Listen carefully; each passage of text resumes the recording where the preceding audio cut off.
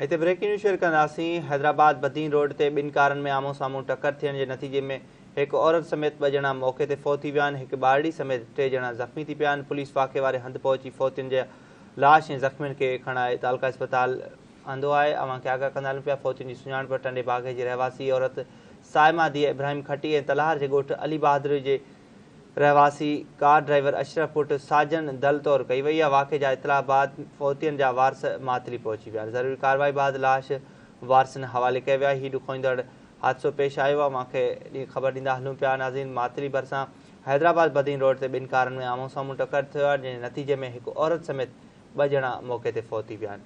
हिकु ॿारड़ी समेत 3 ॼणा ज़ख़्मी थी पिया आहिनि। ॾुखोईंदड़ वाक़े बाबति आगाह कंदा हलूं पिया। पुलिस वाक़े वारे हंधि पहुची फ़ौतियुनि जे लाश ऐं ज़ख़्मियुनि खे खणाए तालका अस्पताल मातली आंदो आहे। फ़ौतियुनि जी सुञाणप टंडो बागो जी रहवासी औरत साइमा धीअ इब्राहिम खटी ऐं तलहार जे ॻोठु अली बहादुर शाह जे रहवासी कार ड्राइवर अशरफ पुट साजन दल तौर कई वई आहे। वाक़े जा इतला बाद फ़ौतियुनि जा वारस मातली पहुची विया आहिनि। ज़रूरी कार्रवाई बाद लाश वारसनि हवाले कया विया।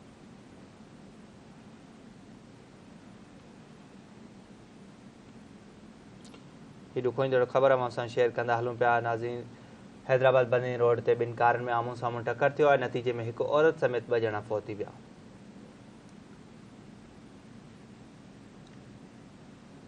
हिकु ॿारड़ी समेत 3 ॼणा ज़ख़्मी थी पिया आहिनि। पुलिस वाक़े वारे हंधि पहुची फ़ौतियुनि जे लाश ऐं ज़ख़्मियुनि खे खणाए तालका अस्पताल मातली आंदो आहे।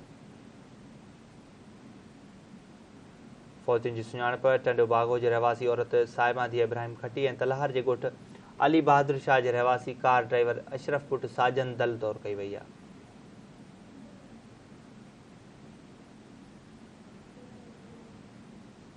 वाक़े जे इतला बाद फ़ौतियुनि जा वारस मातली पहुची विया। ज़रूरी कार्रवाई बाद लाश वारसनि हवाले कया विया।